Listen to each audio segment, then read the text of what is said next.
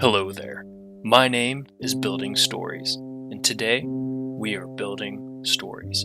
On this channel, we put together a Lego set while we talk about many heroes who have gone above and beyond at some point or another. We may get a little distracted along the way, but make sure, while telling this tale of heroism, you let me know how far you make it until you realize exactly what I'm building. Without further ado, it's time to start building stories.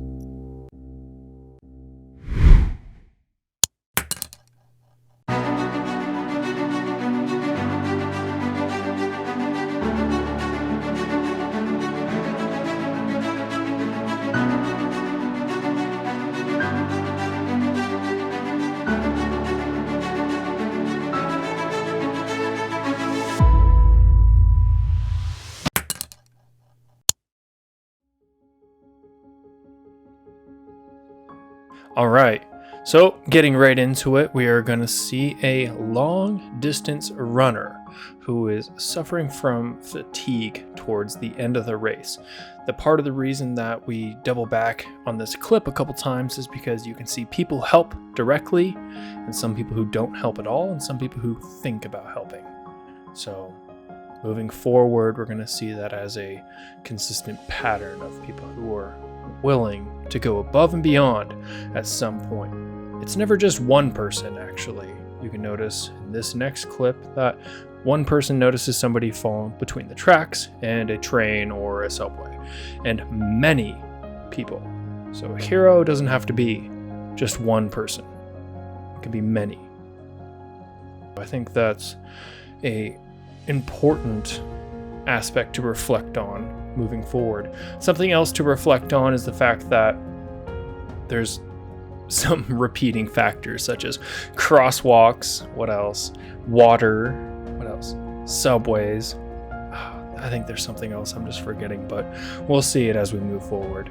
Anyway, speaking of crosswalks, what we have here is an elderly individual, more than likely in Japan, trying to cross the street. I could be wrong on the Japan part, but what matters is that an individual is doing the right thing, a heroic act, and helping this person across this very, very busy street.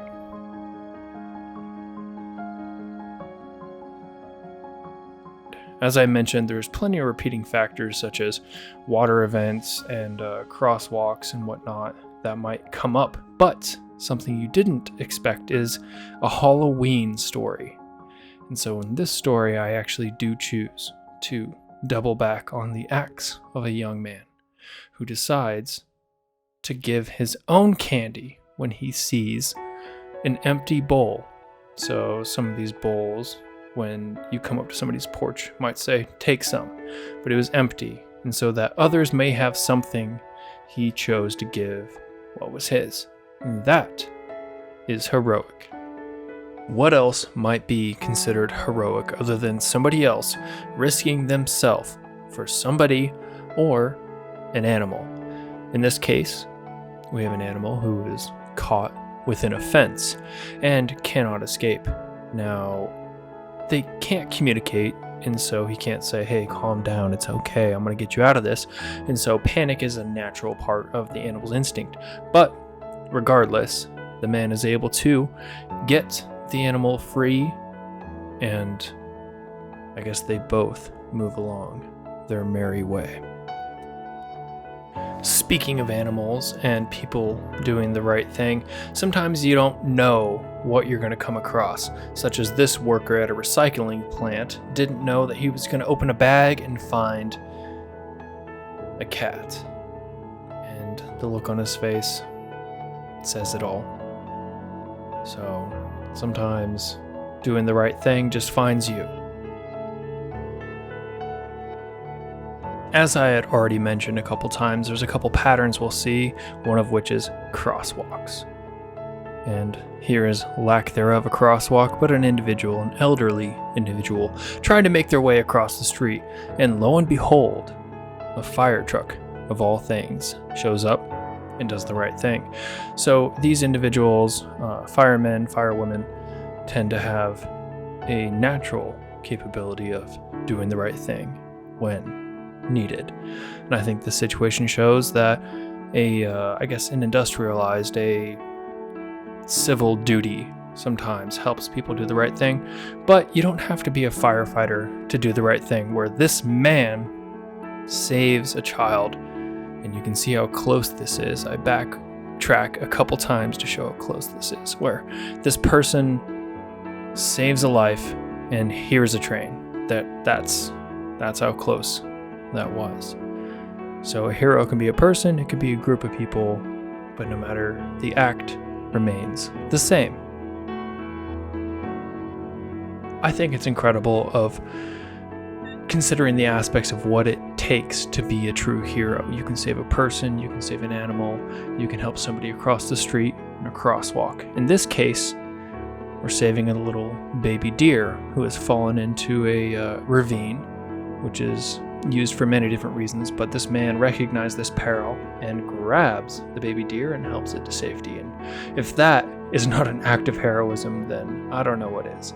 It's so interesting to go between people lifting a train off of somebody's leg and then seeing somebody pull a fawn out of the water and say, they're all heroes. And even now, I guess we'll continue the theme of animals, where there was a cat. I'd imagine the water was a little bit higher where the cat crawled into this space.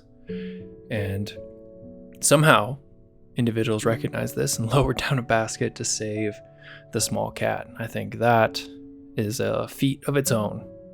So, nothing but incredible acts of heroism. Now, moving forward,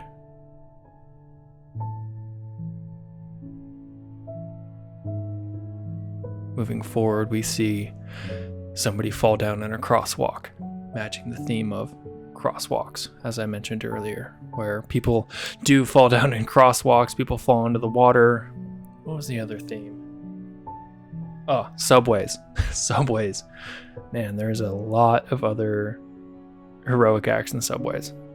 But another hero on a crosswalk. Fantastic. I would imagine at this point you've realized what I'm building. It's the Mandalorian in Lego style, and it was a whole lot of fun to build. So while we move forward into other acts of heroism, we've gone across a couple trends so far. It's water, crosswalks, subways, and to save somebody and to be a hero doesn't necessarily mean you save their lives. And this is a prime example. I still think this gentleman is a hero because this guy is over the water on a zip line and he's saved from getting wet by somebody who grabbed him. Fantastic. And when it comes to being a hero, saving a life immediately or over time, or saving somebody from getting wet is all in its own charm.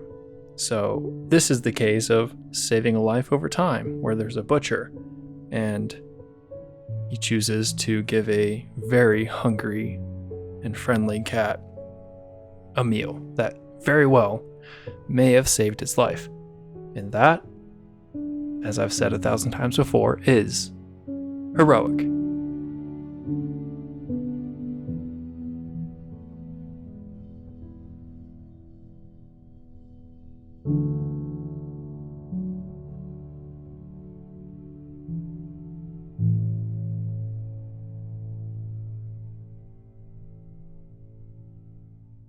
And finally, moving towards the end of this video, I'd like to share with you a heroic act of a whitewater rescue, where there is a significant amount of force pushing down on a person who's struggling underneath a small waterfall. So it's a lot of weight pushing down on this person. They could have an ankle snagged, but a whitewater rescue is complex at times.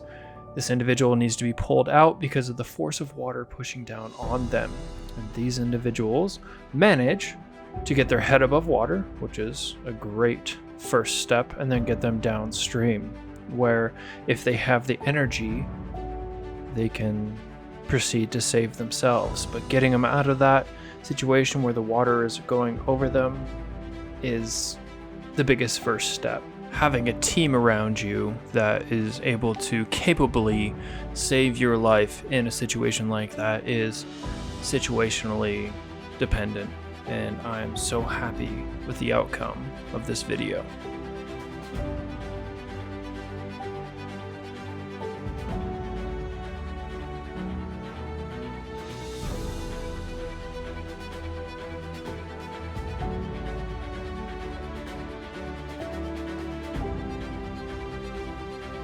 This set, as of every set that I put together, will be sent to somebody who has liked and subscribed. We can talk about the details as we continue, but what matters is the first person I see who makes me laugh in the comments, who has liked and subscribed, will get this. I scroll, and if the comment makes me laugh, this set is as good as yours.